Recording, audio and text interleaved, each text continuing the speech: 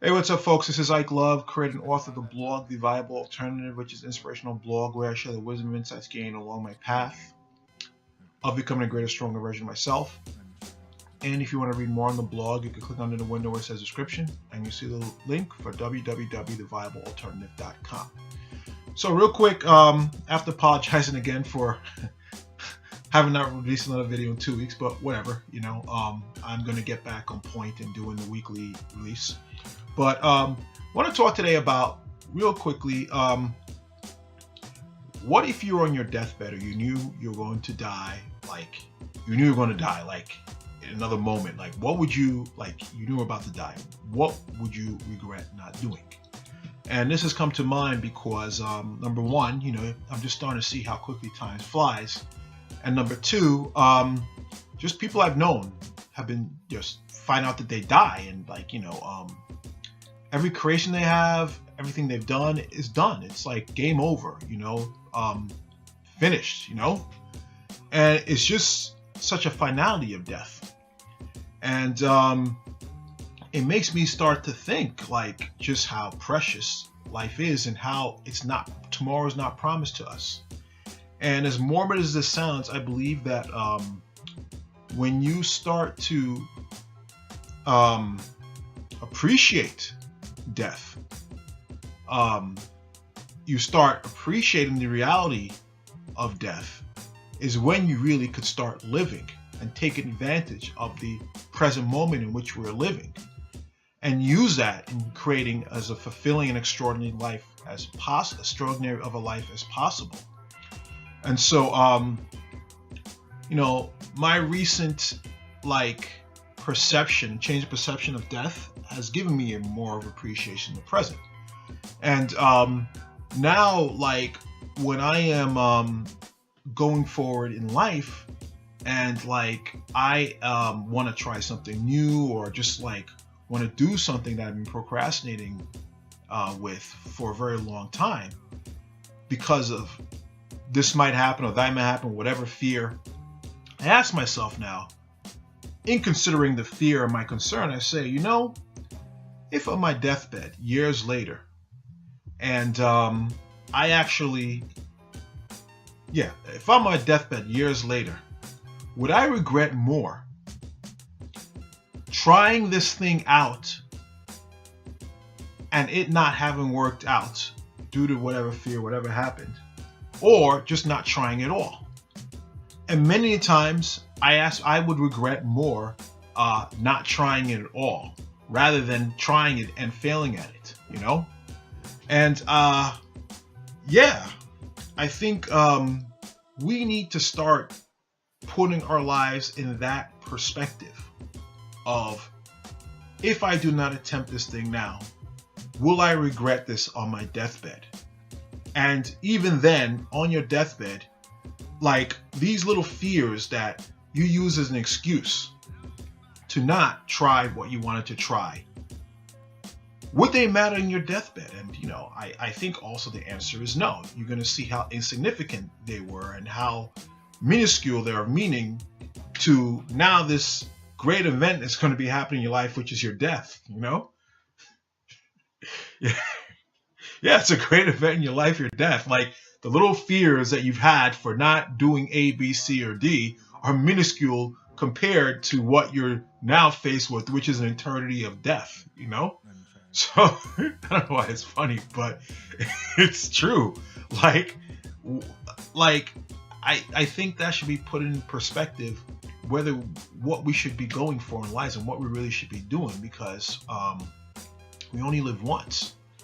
And I mean, some people think we live twice or many lifetimes, and I don't know, man. That's whatever. If you believe that, you believe that. But even if we do have a life of many lifetimes and reincarnations and incarnations, right now, this incarnation of you will never exist again. It's like, even if you come back another person, this specific person that you're incarnated as now will never, that's it after you go. So, I think we need to be more cognizant of the what's that called? The is it temporal is the word? The temporalness, the temporalness, the fragility of life. And I think that we should appreciate that, and then not and take that into account when we are faced with doing the things that we want to do. So like yesterday now, I was out in Jersey City on a modeling gig, and I have a friend of mine who I met at this picnic years ago in Central Park. It was a reunion of people who took that T. Harv Eker course, Millionaire Mind Intensive. And I met him then. I kept in touch here with him here and there on social media. Kept in touch with him because I also thought he was a very dynamic, ambitious, inspiring guy, positive person. So we exchanged info. So anyway, I was in Jersey City, and I've been following him, and I know that he opened up this kind of like this wellness spa, where they have like those sensory deprivation chambers. He has one of those infrared saunas. He has the cryo. Oh, don't get me lying the name. A cryo freezer. It's something about a cryo. You're submerged from the neck down in liquid oxygen or something like that. I don't remember what the hell it's called. But anyway, so all these different healing modalities there. So I went to go check him out yesterday because he just started this thing like 2 months ago. So I went by there and him and I talking, and he told me he had this as a dream to start for a number of years, but he was just like, maybe I'll start it when I'm 40 or whatever, or down the line when I get older. And then he thought to himself one day, he's like, why 40? Why is 40 a better time for me to start than now? Like, what better time is there to start something than right now? It always says like the best time to start was yesterday, the second best time to start is today. And he said, yeah, like, why did I just start this now? Like, who cares? And he said that when he actually took the steps now to start doing this, opportunities, ideas, people came along his path to help facilitate the materialization of his vision. And it's just like, last year or 2016, when I decided to go to Europe, I had wanted to go to Europe for a number of years to see a friend of mine, and also just to travel because I like traveling. And it was November 2016, and I just said to myself, man, screw this, F this. I'm gonna make this happen by hook or by crook. You only live once, and years are passing by, and the only thing that life has been waiting for. I mean, I was waiting for this to happen or that to happen, but I was like, the only thing that needs to happen is me, and I just started happening. And the means and ways came for me to bring my trip into fruition. So, and again, one of the initial catalysts was I thought to myself, life is too short, it's wasting away. I'm going to just make this happen. I do not want to be lying on my deathbed regretting not have taken this step. You know what I'm saying? So I think, when you want to do something, when you're faced with something, will it matter?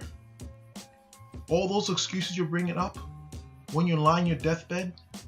Or you're just going to be more regretful of the fact that you didn't go for it and you let excuses get into your way, Again, there are just many people who are dead now, and all those skills and unique talents and abilities, you're never going to see any more of it. Then you're never going to see anything new or any outgrowth from their talents because they're not around to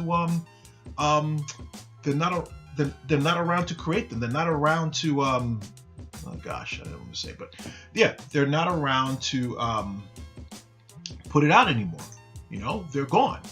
A fashion designer friend of mine died last year, and he was very talented, and I always used to try and encourage him to take his line to the next level. And I was talking about a mentor of mine, just how talented this man was, but we're never going to see anything from him ever again because he's gone.